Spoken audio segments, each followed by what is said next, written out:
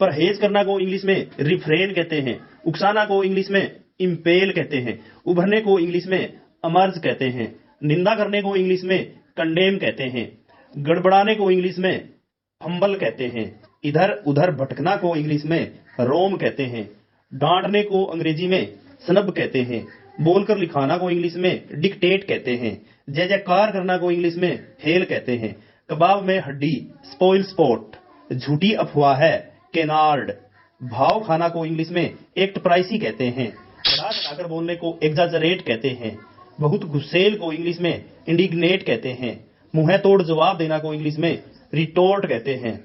सगुन को इंग्लिश में ओमेन कहते हैं। अपसगुन को इंग्लिश में अमेनस कहते हैं। शुभ को इंग्लिश में ऑस्पिशियस कहते हैं। अशुभ को इंग्लिश में इनऑस्पिशियस कहते हैं।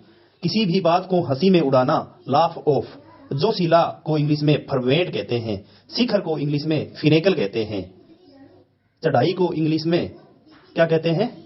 असेंट, चढ़ना या चढ़ाई करना। याद करने को इंग्लिश में रिकॉल कहते हैं।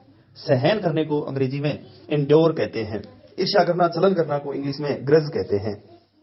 चकमा देना को इंग्लिश में डोज कहते हैं। धमकाने को इंग्लिश में क्या कहते हैं? Comment your answer.